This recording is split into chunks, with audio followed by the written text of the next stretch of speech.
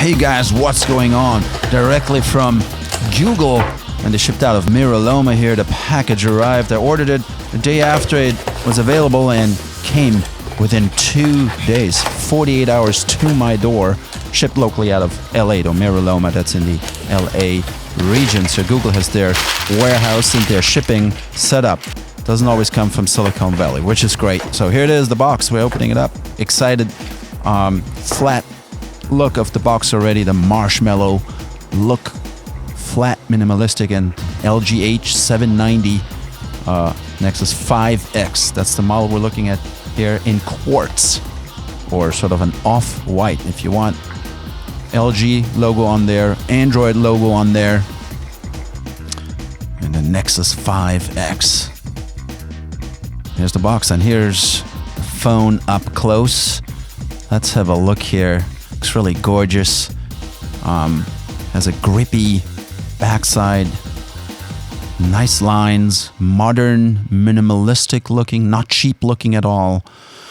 LG logo on the phone, Nexus, and here's the protruding camera.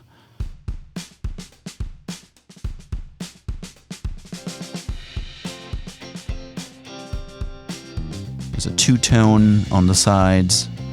Also had a big flash, if you notice that. And here's the USB-C connector. Headphone jack. Here's another microphone. Bright screen, I must say. Yeah, when you look at that for a moment. Here in comparison to the LG G4 with leather back. How do we get there? How do we get this in front of our door so quickly? And what did we do? Well, we went to google.com/nexus/5X, hit the buy now button and select the color. Oh, select the current color and then hit the buy now button. And there's a 16 gigabyte version and a 32 gigabyte version. I opted for the 16 gigabyte version. I wanted to keep it a phone in the $400 range. Don't forget there is tax, at least here in California. And it would be over $460 in California for the 32 gigabyte model. And yep, Google gives you a $50 Google Play credit and 90 days of Google Play Music. So that's an incentive to use that service. Not bad. It's a limited time offer, and then it leaves the warehouse in 1 to 2 business days. It certainly did. Then you go on with, you add your credit card, a debit card on file with your Google account. You got to have a Google account to order. Just want to point that out. It feels light in the hand, 136 grams. Very light, feels good. It's a different era of a phone. It's a different type of phone somehow. Here's the Google credit. And here's the little manual in there, and also the SIM card ejector. Probably a good idea to read the manual. And then we got the power supply. Let me look. I'm going to show you the specs here in a second. Yes, it's got 3 amperes output. Yeah, good powerful adapter. Very important. Sometimes companies cheap out with the included adapter. And look at this cable here, also in white. It is the USB-C, the all-new standard. There's no adapter for micro USB in there, unfortunately, if you want to use some other charger. But anyways, USB-C, you can go in both sides. It's the same cable on both sides. It's an advantage as well. No USB, large USB on one side and then the small on the other. And you can flip it. So no more guessing which side is up or down and ruining potentially your socket. There it is, fingerprint sensor here on the back. I'll get to that, and let's get it started. Let's set it up. Google comes up with the fresh Google flat font, flat look, so to speak. Oh, we're in Marshmallow, and I'm speeding this up a little bit. This whole firing up and starting up, everything you'll see, it took longer. Didn't want to make you too upset and bored. This took about a minute or so. And then comes the Android font, and then we go into the setup process. And it's asking us to insert a SIM card, which I don't have right now, but I'll show you regardless. So with the SIM card ejector, it's on the left-hand side of the phone. Press that in, pull out the tray, and it is, what do you think? Yeah, it's a nano SIM card. It's like the iPhones 5 onward. And for now, I am going to skip that. And I set up a Wi-Fi connection. Greets us immediately with a software update notification. And then asks us if we want to migrate the data from another device. In this case, we're going to use the LG G4. And you go into Accounts, Sync, and then you get started. It will find the Nexus 5X. Gotta have NFC and Wi-Fi turned on. And it's connecting.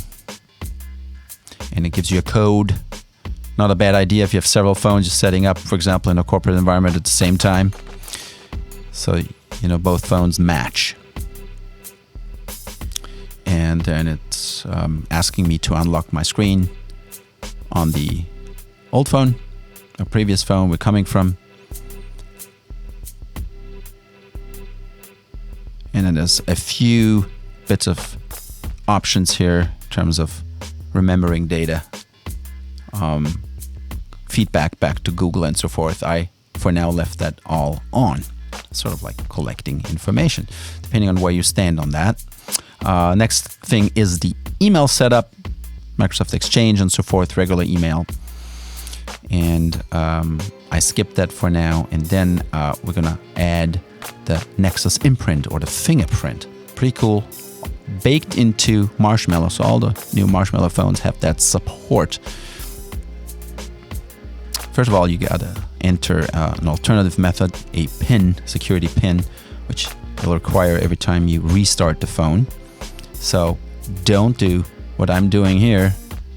Nope, don't do 1, 2, 3, 4, 5, 6, 7, 8, please. Well, I guess I just did it.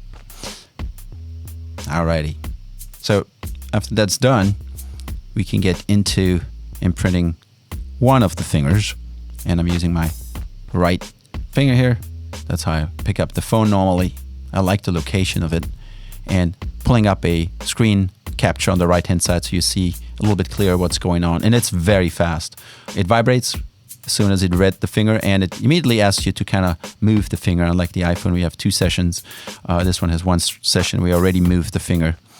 You do that a few times and it captures it. It's really, really fast. Very good modern implementation of it. And you can add another finger. I already did my left hand finger because sometimes I pick up the phone with the left hand. And after that, it's going into the restoring mode. So now it's about moving over all the apps that I had on the LG G4. And then we're greeted with a Android system update, at least at the time of this video, at this point. 40-something megabytes, a fairly small one. So Google's already pushing out updates, which is great. In the meantime, let's check out the phone a little bit. It's a different background here. It's white, and the tray goes up and down for the apps instead of left and right. So remember, this is also stock Android. Flat interface. Everything is flat here. Love the look. Calculator. And the calendar now has this compressed view where you only see things where there are events. It doesn't show you all the days, especially in this particular look here. Also looks flat, and yep, Christmas is coming. So I like that. That's not particular to Nexus 5X, but it's the first phones that are getting it, the Nexus phones. Quick glance at the memory. Marshmallow is also better at showing the memory allocation and what app is using what and how often. The update just pushed through. Here on the left side, so you don't get bored, I'm playing a game already. I put that in after the fact, after the unboxing. Nice feature in the display side, press power button twice for the camera. So you press that twice, boom, camera pops up. This camera loads very fast, just as fast as the LG G4, maybe a tad faster, I would say. Gaming is nice. Even while the screen recorder is going, that uses some CPU, so the CPU is definitely capable of working very well. Web browsing is nice as well. Nice flat looking Chrome here, looking at the Pebble watch. On the left hand side we got Hero Run, Batman and the Flash. Runs without lag or anything. Nor did Asphalt. 8 Airborne.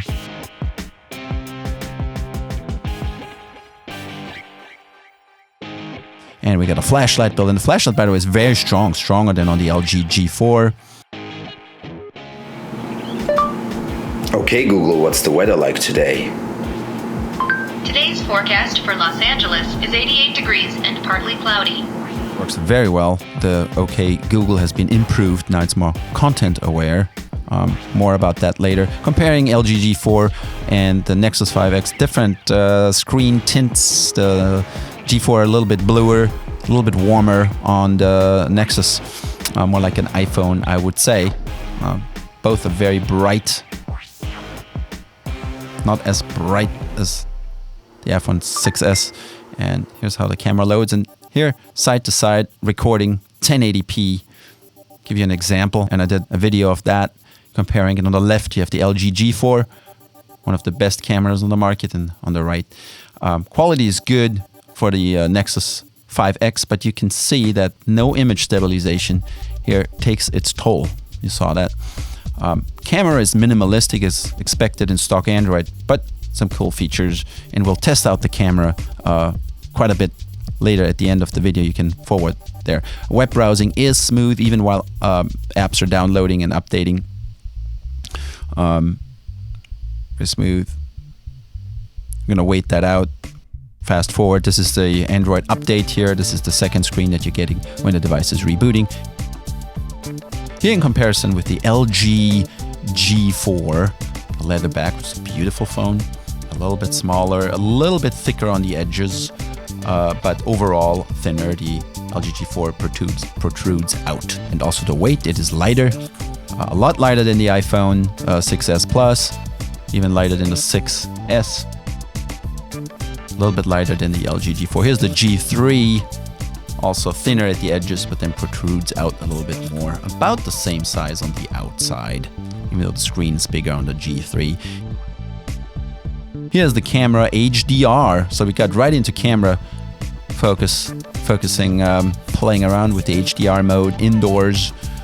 Very impressed with this camera. We're gonna do more and more camera. This is why I bought this phone. Large sensor, large pixels, good resolution, and when you zoom in, it was a cloudy day on the outside, so it correctly shows that window in HDR. Here's the photo. That's what came out. Isn't that nice? Here's a truck on the old school delivery van on the outside. That's an indoor shot. Pomegranate is very nice. That's in a dark Starbucks on the inside as well. And that's an office shoot, HDR. Pretty dark. Beautiful shot here. Look at the depth of field on this photo here. It's a pumpkin in low light indoors. It has less light than this picture might want you to believe. Leads you to believe. Here's a flower. And here's a 4K video, downscaled to 1080p. And in 4K looks really, really good. No image stabilization, but so mounted somewhere. I'll hold it very steady.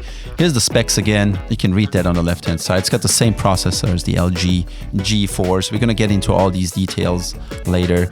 It's got pretty much state-of-the-art or state-of-the-art from last year's flagship phones technology built in. The internal storage, I got 5.77 gigabytes left after all that I put on there. I put tons of apps on there, and so it's fine for me. So if you compare the specs here, it's got great resolution, great pixel density, and is lightweight compared to the LG G4 and the iPhone 6S and 6S Plus. So it sits right there in terms of specifications.